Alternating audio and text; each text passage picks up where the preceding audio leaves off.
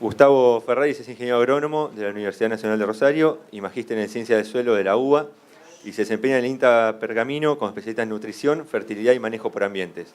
Ha dictado clases de posgrado en varias universidades y ha participado en numerosos congresos nacionales e internacionales y ha escrito más de 500 trabajos técnicos y científicos.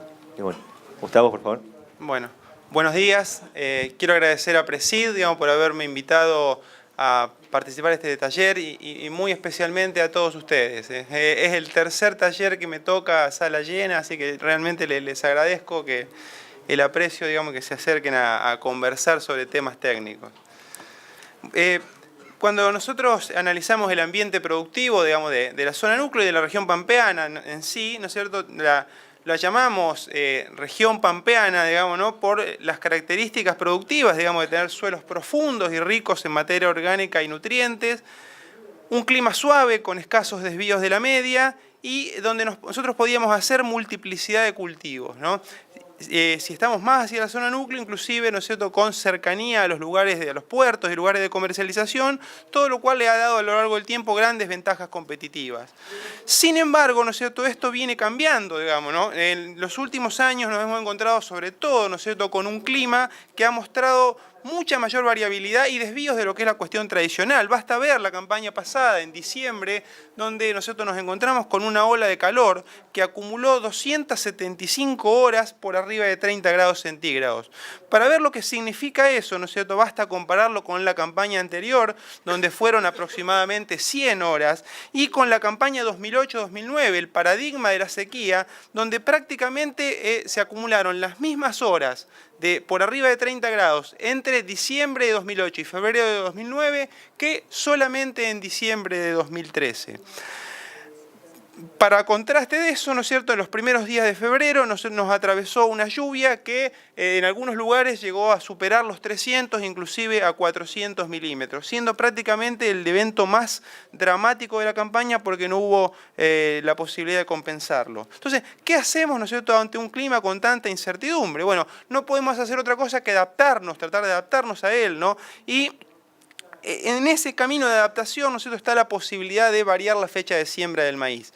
¿Qué herramientas tenemos, ¿no es cierto?, para elegir la fecha de siembra? Bueno, el proceso climático en curso es una variable muy importante. Aquí yo les muestro, en esta diapositiva, los rendimientos, ¿no es cierto?, de los maíces en fecha de siembra temprana, ¿no es cierto?, de los ensayos comparativos de rendimiento de Pioneer, y claramente podemos ver, ¿no es cierto?, que cuando nos toca un año el Niño, los colores verdes, sinónimo de altos rendimientos, abundan, ¿no es cierto?, en la región central. Cuando nos encontramos en una primera niña, van disminuyendo, queda con altos rendimientos, la zona donde tenemos los mejores suelos y la napa más cercana, pero ya empieza a secarse, el este de nuestro país, y cuando tenemos una segunda niña, ¿no es cierto?, el proceso se hace mucho más grave. Eso, ¿no es cierto?, se venía repitiendo en un ciclo de cada 3 años. Desde nuevo, 2009 repite un año niño de muy buenos rendimientos en siembras tempranas, 2010 empieza a secarse por Entre Ríos y el este de Buenos Aires, y 2011, ¿no es cierto?, tenemos muy mal año para las fechas tempranas. Siguiendo, ¿no es cierto?, con ese antecedente, 2012, un año el Niño, ¿no es cierto?, tenemos buenos rendimientos en siembra temprana, ¿no? Entonces, uno podría plantearse un esquema, acá tenemos en función de la clasificación del fenómeno, ¿no es cierto?, de las precipitaciones para Pergamino, y vemos que los años el Niño, como en este caso 2012, ¿no es cierto?, 2009 o 2006, llegamos a diciembre con lluvias de la primavera por arriba de lo normal, y entonces es favorable el ambiente y el escenario hacia la fecha de siembra temprana. Si este año, ¿no es cierto?, como se pronostica, se cumple un fenómeno del Niño, entonces las precipitaciones podrían acompañar la marcha y el periodo crítico de las siembras tempranas. Por el contrario, ¿no es cierto?, cuando nosotros vamos hacia un año típico de la Niña, vemos que por acá tenemos las precipitaciones de 2011, de 2008, ¿no es cierto?, y del año 2007 y de 2010, todos años típicos con menores lluvias, ¿no es cierto?, hacia finales de año y una fuerte compensación hacia febrero o marzo. De modo que es importante, ¿no es cierto?, tener el dato, de cómo va a ser el año, ¿no es cierto?, como para elegir la fecha de siembra. Y el otro, ¿no es cierto?, que tiene mucho que ver es la expectativa de rendimiento del cultivo, ¿no es cierto? Acá en este gráfico tenemos las últimas campañas, en los últimos 5 años, son datos de ensayo de lote de producción, donde aquí, digamos, tenemos en el eje horizontal el rendimiento de una fecha de siembra temprana y, digamos, en el vertical la diferencia entre temprana y tardía. Vemos, ¿no es cierto?, que con un punto de inflexión entre los 9 a 9.500 kilos, estos son datos del norte de Buenos Aires y sur de Santa Fe, cuando los rendimientos están por arriba, ¿no es cierto?, de ese, digamos, límite crítico, por decirlo de alguna manera, tenemos diferencias positivas a favor de la fecha de siembra temprana.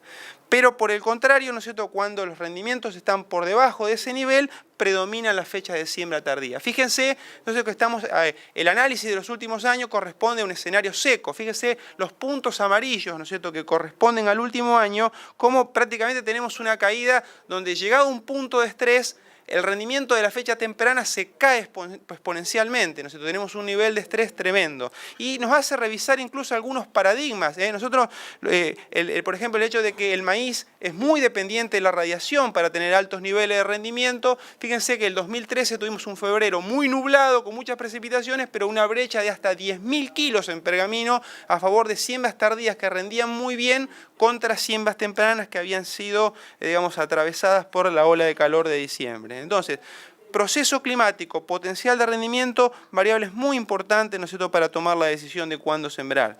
Este es otro esquema posible, digamos, ¿no? Estos son datos de los CREA del norte de Buenos Aires, donde acá vemos en azul la probabilidad acumulada de un determinado rendimiento en fechas tempranas y, ¿no es cierto?, acá en violeta en fechas tardías. Podemos ver de que, digamos, la variabilidad en rendimiento, ¿no es cierto?, en las fechas tempranas es muy grande. Partimos desde 2.000 hasta prácticamente 14.000 kilos, mientras que las fechas de siembra tardías, ¿no es cierto?, tienen un rango más estrecho, un potencial más limitado, que para en los 10.000 a 11.000 kilos. En los últimos años, en el 70% de los casos, han rendido más las siembras tardías que las siembras tempranas. Aquí están los rendimientos medios, pero sobre todo me interesa mirar el coeficiente de variación, que ha sido de un 50%, ¿no es cierto?, en las fechas tempranas y un 12% en las siembras tardías. Entonces, decimos que la elección de la fecha de siembra es una decisión sobre qué techos de rendimiento vamos a buscar. Va a ser mayor siempre en siembras tempranas. ¿Qué piso le vamos a poner? Eso sí, va a ser mucho más alto en las siembras tardías. Y también una cuestión, ¿no es cierto?, que ahora vamos a ver en el tema de fertilización, de costos de producción. Aquí, ¿no es cierto?, en esta diapositiva vamos a mostrar un trabajo, ¿no es cierto?, que he hecho en Estados Unidos en el año 2012, donde en un esquema de búsqueda de rendimientos potenciales le asigna a distintos variables un peso relativo para alcanzar esos rendimientos, ¿no? Y entonces en este trabajo, ¿no es cierto?, le asignan al clima un 27%, al nitrógeno, que en realidad nitrógeno está tomado como, digamos, nitrógeno en el paper, pero en realidad es un efecto fertilidad global, digamos, ¿no? Es una variable que está cercana con un 26%, y así sucesivamente siguen distintas variables que contribuyen con ese porcentaje que ahí les muestro a los rendimientos potenciales. Nosotros, digamos, podemos cuantificar de nuestros ensayos, ¿no es cierto?, una situación parecida de distintos factores para fechas de siembra temprana y fechas de siembra tardía. Esto es un poco arbitrario y seguramente opinable, ¿no es cierto?, y puede variar en distintas zonas o en distintos escenarios productivos. Pero si, por ejemplo, nos sentamos en nuestro tema de hoy, ¿no es cierto?, que es la fertilización, sin lugar a duda que la contribución a los rendimientos, ¿no es cierto?, de la fertilización es superior, digamos, dentro del 100% en fechas de siembra temprana que en fechas tardías. Sobre todo cuando estamos hablando de maíces tardíos de primera, digamos, o tardíos sobre legumbre, donde, digamos, la prolongación del barbecho y las mayores temperaturas hace que aumenten los aportes del suelo y que en realidad seamos menos dependientes, ¿no es cierto?, desde el punto de vista de la fertilización. Otros variables, ¿no es cierto?, como por ejemplo la genética o la sanidad, por el contrario, tienden a tomar mayor peso en siembras tardías. Parte de lo que decíamos, ¿no es cierto?, de la quizá menor dependencia, ¿no es cierto?, en general de la fertilización en siembras tardías, tiene que ver con que hay una mayor acumulación de nitrógeno en el suelo. Estos son datos, ¿no es cierto?, del laboratorio Suelo Fértil, ¿no es cierto?, de los últimos 3 años para 2 regiones, el norte de Buenos Aires y sur de Santa Fe y la provincia de Córdoba. Esto está agrupado porque no eran estadísticamente diferentes los datos, pero lo que vemos, digamos, es que como promedio, en el mes de de septiembre tenemos 60 kilos de nitrógeno en el suelo y eso va aumentando, ¿no es cierto?, a octubre o noviembre, y fundamentalmente en diciembre tenemos un pulso de mineralización que nos lleva a tener aproximadamente unos 90 kilos de nitrógeno en el suelo. Lo mismo para la provincia de Córdoba, que partimos de 66 kilos de nitrógeno en septiembre y va aumentando sucesivamente y tenemos un saltito de nuevo, ¿no es cierto?, para llegar a 82 kilos en el mes de diciembre. Estos datos, ¿no es cierto?, son un poco inferiores a algunos datos que veíamos en años previos, digamos, ¿no? Una brecha, ¿no es cierto?, entre septiembre y diciembre de 25 kilos más de nitrógeno en el suelo, para el caso de suelos del norte de Buenos Aires y sur de Santa Fe, y un poco menos, alrededor de 16 kilos para Córdoba, donde hay un poco menos de materia orgánica y entonces es esperable que haya menos mineralización. Esto por sí solo, digamos, nos está diciendo de que si nosotros ajustáramos la disponibilidad de nitrógeno, sumando lo del suelo más del fertilizante, a un mismo nivel umbral, por el solo hecho de tener un crédito mayor, la dosis de fertilizante a aplicar sería menor. Aunque mantuviéramos el objetivo de nitrógeno, variarían sus componentes. Una pregunta frecuente, digamos, en el tema de nitrógeno es si vamos a mantener el mismo nitrógeno objetivo.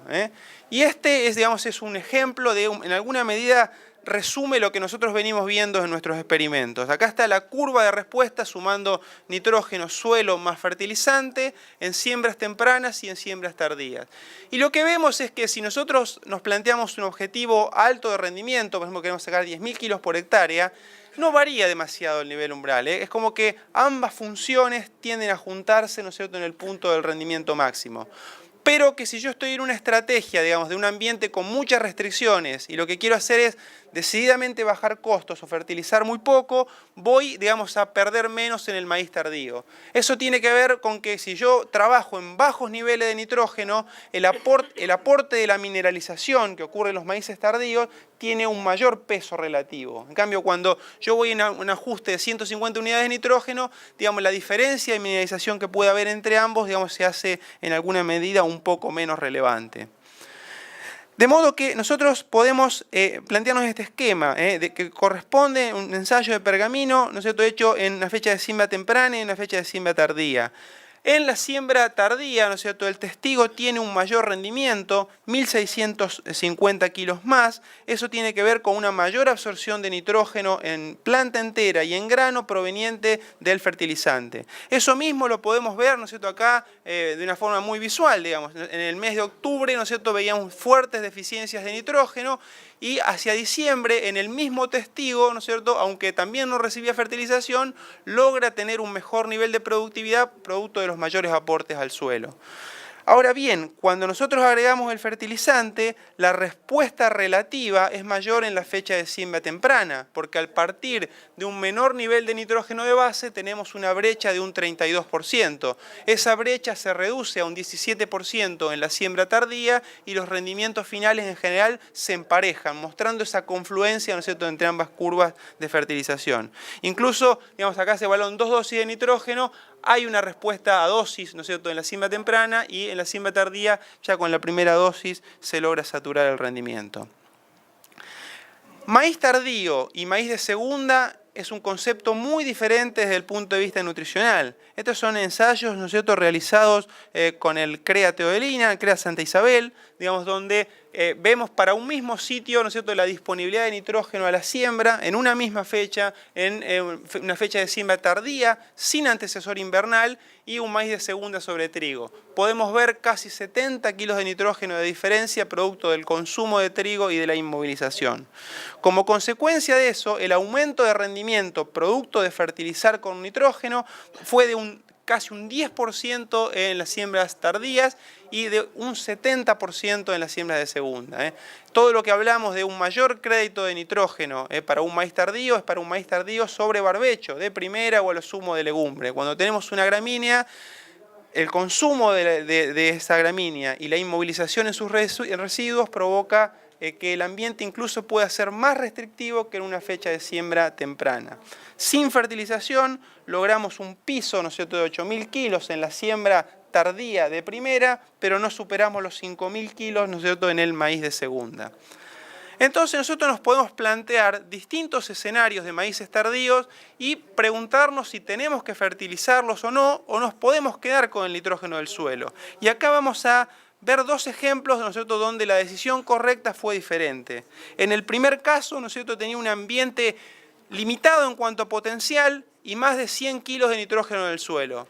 Entonces es una posibilidad donde yo puedo tomar la decisión de ahorrar fertilizante, porque esos 100 kilos de nitrógeno me sirven para sostener 8.000 kilos de rendimiento. En cambio, a la derecha, ¿no es cierto?, tenemos un ambiente superior con una disponibilidad igual, no superior a 100 kilos, pero con un potencial de rinde, ¿no es cierto?, de 11.000 kilos por hectárea.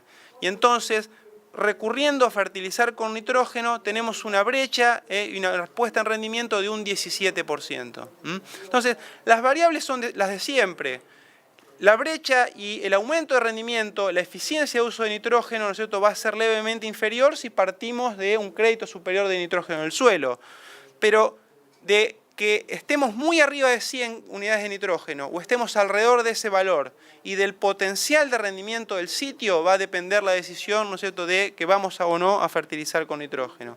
Ambientes que logran alcanzar los 10.500, 11.000, 12.000 kilos, que esta última campaña se han visto con frecuencia, tienen buenos niveles de respuesta y eficiencia que justifican fertilizarlos. Este es un ensayo donde medimos volatilización en la campaña pasada durante la ola de calor. Fue un proyecto que hicimos dentro de lo que es la chacra Pergamino de Apreside, en la estancia La Lucila, sobre un ambiente típico, como decíamos, de la ola de calor. 21 días de medición, fíjense las temperaturas máximas, llegamos casi hasta 40 grados en el momento más restrictivo, por supuesto, ¿no es cierto?, que sin precipitaciones, y ahí las condiciones para la volatilización de nitrógeno son mucho más predisponentes que las que habíamos visto en siembras tempranas, donde habíamos medido valores de un 12, un 13%. Acá probamos 4 estrategias, digamos, una urea con una incorporación superficial, digamos, un leve mezclado en la superficie del suelo que no fue suficiente para prevenir las pérdidas, la aplicación al boleo durante 21 días también generó pérdidas muy grandes, una fuente que no volatiliza, digamos un nitrato de amonio prácticamente muy pequeñas, y una urea protegida, digamos, por NBPT, ¿no es cierto?, por Agrotein, que también tuvo un excelente comportamiento, prácticamente no tuvo pérdidas durante 15 días y en los últimos 7 días empezó a aumentar un poquito, pero logró reducirlas significativamente, ¿no es cierto?, con relación a aquella que no está protegida. Como conclusión de esto, digamos, nosotros con altas temperaturas no podemos hacer aplicaciones sin tomar alguna medida de protección, digamos, ¿no?, que va a pasar por o incorporar ese nitrógeno, o usar una fuente que no volatilicen, o usar fuentes protegidas con inhibidores, ¿no es cierto?, que limiten la volatilización.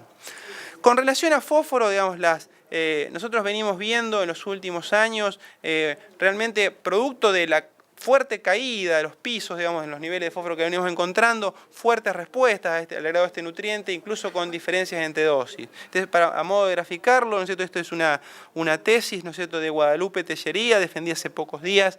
Ella trabaja en la agencia Junín y es becaria de nuestro grupo, donde tanto en estados tempranos hacia la floración o en madurez fisiológica y como consecuencia en el rendimiento, encontró respuestas, digamos, hasta niveles de prácticamente 40 kilos de fósforo, o sea, hasta 200 kilos de fertilizante.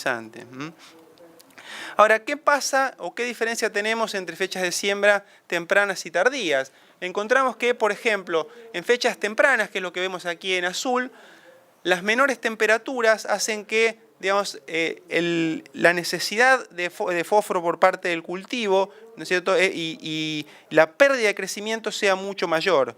En cambio, ¿no es cierto?, con las temperaturas típicas de un maíz de siembra tardía, la absorción de fósforo, la difusión se ve facilitada, hay un mayor crecimiento radicular, con lo cual, digamos, podría ser que incluso la absorción de un testigo, ¿no es cierto?, en siembras tardías podría ser superior, digamos, a la de un fertilizado en fechas de siembra tempranas.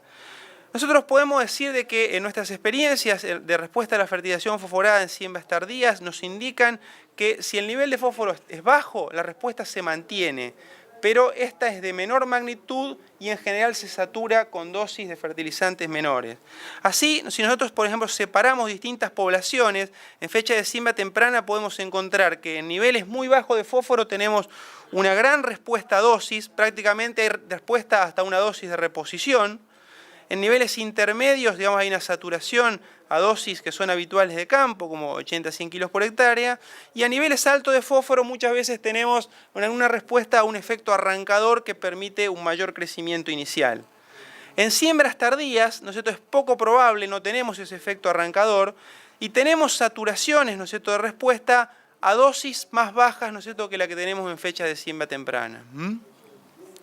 Ahora bien, esto puede tener otra mirada y otra aproximación, y es que los requerimientos y la extracción en fechas de siembra tardía no varían, digamos, ¿no? Con lo cual, si nosotros, digamos, aprovechamos esa mayor movilidad en alguna medida del fósforo en siembras tardías y lo fertilizamos muy poco o nada, podríamos generar sistemas altamente extractivos. Fíjense que, ¿no es cierto?, en este caso tenemos una relación entre los rendimientos y la extracción de fósforo del fertilizante por producto de esos dos cultivos. La pendiente de estas funciones son los requerimientos, la concentración de fósforo en grano en realidad. Y acá lo que nos encontramos es que en una fecha de siembra, ¿no es cierto?, temprana, vamos a tener, en una fecha de siembra tardía, que es lo que tenemos acá, tenemos mayores requerimientos que en la fecha de siembra temprana, porque ese maíz, digamos, tardío, que crece en un ambiente que tiene una alta disponibilidad de fósforo, siempre está bien nutrido y entonces tiende a concentrar más fósforo en grano incluso a veces que en una fecha de siembra temprana. Con lo cual, agregar muy poco fósforo en un tardío podría ser muy extractivo, ¿no es cierto?, y poco sustentable. Quizá no tengamos tanta respuesta en rendimiento, pero los niveles de extracción van a ser igualmente altos, a veces superiores, y los balances muy negativos. Con relación, digamos, a otros nutrientes, como puede ser el caso del zinc, puede presentarse el síntoma foliar, en general en forma menos marcada que lo hace en un maíz de fecha de siembra temprana. No suelen verse reducciones en crecimiento y podemos encontrar algún nivel de respuesta, aunque a veces un poco menor que en la fecha temprana. Y nosotros vemos que el dato de zinc en suelo realizado en la primavera, al momento de la fecha de siembra temprana, sigue siendo el mejor indicador, digamos, para hacer un diagnóstico. Así, por ejemplo, en este caso, 2 ensayos realizados durante la campaña 2012 y 2013, nos encontramos que en el ensayo de 2012, donde el nivel de fósforo en septiembre era muy bajo, por más que haya aumentado mucho en diciembre, encontramos el mayor nivel de respuesta al agregado de zinc. En cambio, en 2013 teníamos un mayor nivel de zinc en septiembre y un menor nivel en diciembre, pero tuvimos menos respuesta que en el año anterior, donde el nivel en la primavera había sido más bajo. Con lo cual, seguimos con la hipótesis de que el nivel de zinc en la primavera es realmente, ¿no es cierto?, el mejor indicador de respuesta que nosotros podemos seguir teniendo. Como para, digamos, finalizar y en alguna medida plantear, abrir el debate, ¿no es cierto?, nosotros tenemos muchas preguntas, ¿no es cierto?, todavía sin responder con relación a los maíces tardíos. Yo creo que la más importante que nos podemos hacer es cuál es el objetivo, ¿no es cierto?, al hacer un maíz en fecha de siembra más tardía. Estabilizar la producción, que posiblemente sea la primera respuesta que encontremos, ¿no es cierto?, buscar cultivos que escapen a las fuertes, a las intensas sequías de finales de año que nos hemos encontrado en varias de las últimas campañas. Pero cabe, digamos, la pregunta a hacernos si también un objetivo muchas veces subyacente no está en bajar los costos de producción. Y no es el maíz tardío quizá un paso más de la evolución que hemos tenido en todo nuestro sistema de producción, de pasar en un momento de pasturas a doble cultivo, a monocultivo de soja, y ahora todavía un cultivo que es más rústico aún, que nos permite usar pocos insumos, pocos fertilizantes y en alguna medida seguir en esa tendencia de bajar los costos, ¿no es cierto?, más allá, ¿no es cierto?, de los niveles productivos. Ojalá que no sea eso, digamos, porque digamos, sería una tendencia más hacia un uso, digamos, que en alguna medida ha llevado a bajar varios de los niveles y los parámetros del suelo que tenemos en nuestros ambientes. Bueno, así que esto es lo que le quería presentar y bueno, abrimos el debate, digamos, para las preguntas que quieran hacerme.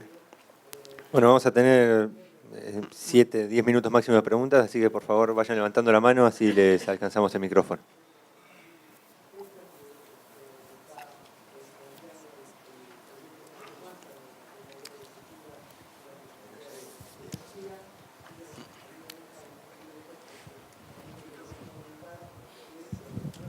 Hola. Sí, la pregunta es lo que mostraste de las curvas, acá, al fondo, en fósforo y en zinc, en maíz tardío, ¿hay algo hecho en maíz de segunda con eso? Sí, digamos, no difieren demasiado. En general son bastante similares los comportamientos. Es decir, quizá, digamos, el umbral se mantiene y tenés una saturación en alguna medida con dosis un poco inferiores a la que pueden ser los maíces tempranos. El mayor cambio, ¿no es cierto?, en el maíz de segunda es el nitrógeno, ¿no?, que es el que más sufre, también el azufre quizá, ¿no? Son los que más sufren la inmovilización y que por lo tanto bajan drásticamente sus cantidades. Pero por otro lado, el beneficio que tienen es que muchas veces la eficiencia de uso de nitrógeno, como el resto de los nutrientes móviles, si el ambiente de un maíz tardío, de un maíz de segunda, es de mucha sequía, se resiente. En cambio, la respuesta a los nutrientes de baja movilidad, como fósforo, zinc, es más estable. Gustavo, ¿algún comentario sobre la segunda pregunta, la del rendimiento de la soja que sigue ese maíz tardío? Sí. Mira, nosotros lo que venimos viendo es que varía mucho según el ambiente productivo donde se haga. En los mejores ambientes donde por ahí se puede hacer, donde lo clásico es hacer un maíz temprano y se hacen maíces tardíos para escapar a un pronóstico de niña o de sequía en diciembre, muchas veces vemos que hay gran producción de biomasa, sobreacumulación de residuos y a veces en fecha de siembra temprana de soja de primera hay restricciones al rendimiento que nosotros atribuimos a bajas temperaturas y a veces quizá a demasiada inmovilización de nitrógeno. Hay otros ambientes más restrictivos como lomas arenosas o ambientes costeros, digamos, ¿no?, de nuestra zona de trabajo más hacia la Ruta 9, en la cercanía del río Paraná, donde son ambientes donde siempre la sequía es el factor dominante y donde tener más cobertura siempre tiene un beneficio. Podemos decir de que, entonces, depende de la categoría del ambiente, de la posición en el relieve. Hay ambientes de alta producción y con tendencia, digamos, a ser, por ejemplo, bajos heladores o donde el frío, digamos, es más restrictivo, donde a veces hemos visto reducción de rendimiento. En otras situaciones como lomas o donde la temperatura no juega un rol relevante, en general no tenemos ese problema.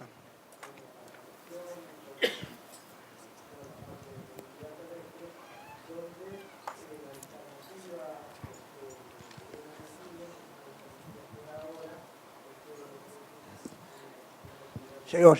Gustavo, vos ahí hacías muy bien la diferencia entre maíces de segunda y maíces tardíos. En el caso de maíces de segunda, ¿qué opinión te merece o qué opinión tenés respecto a un cultivo inmediatamente antecesor que fije nitrógeno, como la arveja o como la vicia? Si tenés algún resultado. Los tenemos mayormente en arveja y realmente el comportamiento tiende a simular, ¿no es cierto?, el de los maíces tardíos de primera. Tenemos respuestas quizá más bajas en magnitud con relación a un maíz de segunda, pero mucho más estable porque encontramos los ambientes recargados de agua, ¿no es cierto? Realmente la legumbre es quizá y como decimos acá, ¿no es cierto?, una de las preguntas, ¿qué hacemos durante el invierno? Yo creo que digamos, la estrategia de implementación de maíces tardíos es algo emergente y que en alguna medida lo estamos poniendo en práctica, pero es una lástima, digamos, desperdiciar el invierno para no producir nada. Nosotros hemos visto, incluso en años de sequía, que una legumbre le saca no más de 500 kilos de rendimiento a ese maíz tardío, ¿no es cierto? Con lo cual tenemos que pensar decididamente en sistemas de doble cultivo. Aparte por otras cuestiones, digamos, ¿no es cierto?, por un tiempo de barbecho, posibilidad de emergencia de malezas, no podemos tener 7 meses de barbecho. Yo creo que vamos a sistemas de doble cultivo con el maíz tardío sobre legumbres, ¿no es cierto?, o en algunas zonas pueden ser sobre gramíneas. Pero los criterios serían parecidos a los de un maíz tardío de primera. Con respecto a inmovilización de nitrógeno, a volatilización, sí, ¿qué profundidad recomendás para incorporarlo? Debería ser, ¿no es cierto?, una profundidad que lo ponga en contacto con la solución del suelo. Yo diría que habría que buscar mínimo 3, idealmente 5 o 6 centímetros. Lo que sucede, y más en la condición de ensayo, donde se aplican generalmente dosis altas, es que, bueno, uno concentra mucho nitrógeno, ¿no es cierto? Entonces la concentración es altísima. Entonces, bueno, eso es un foco, digamos, de emisión de amoníaco que puede ser muy grande. No, tenemos que tener mucho cuidado de no dejar el entresurco abierto, y una regla práctica, si queremos, es no verla, digamos, ¿no? Al caminar, digamos, sobre la superficie. Pero yo diría que teníamos que buscar una buena incorporación. Perdón, va a depender mucho de la humedad del suelo también, ¿no? Porque el amonio tiene afinidad por el agua y pasa rápidamente a nitratos cuando tenemos mejor humedad. Complementando a la misma pregunta, ¿hablaste siempre de urea protegida o urea incorporada o boleada? ¿Solmix o, la diferencia entre, mi duda es, urea protegida o Solmix? Mira, yo no tengo el dato, por lo tanto no te puedo decir. Quisiera tener un dato concreto porque vemos que la diferencia es mucha con el maíz temprano, y entonces es muy difícil extrapolar. Yo no hubiese pensado a priori que podíamos, si bien es casi un potencial para la zona de pergamino, va a ser difícil encontrar otro diciembre así, digamos, ¿no? Pero yo lo que diría es que toda protección es buena, ¿no es cierto? Eso es una situación casi extrema, digamos, ¿no? Con lo cual, cuanto más protegida esté la fuente, mejor.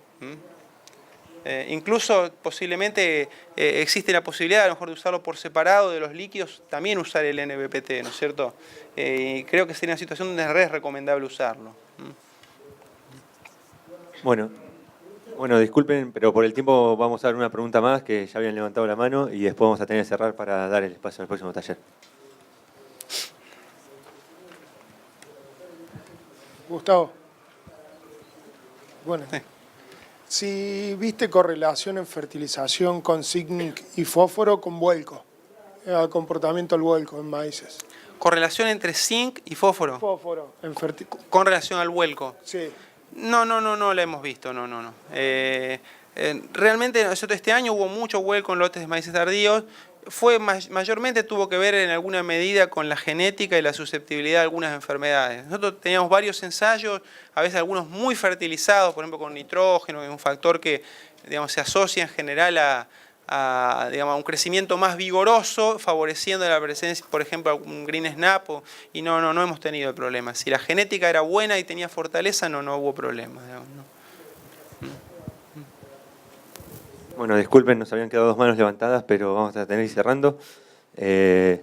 Bueno, el desafío que viene, como dice Gustavo, por el tema costos y demás, es empezar a pensar de vuelta en fertilidades objetivos en los lotes, más que en lo que nos sale la fertilización de un cultivo en particular cada año. Pero bueno, eso nos queda a los asesores y a los productores. Los investigadores, la información la están generando y bueno, están disponibles siempre para las consultas más allá de estos talleres. Así que bueno, muchas gracias Gustavo y a los asistentes.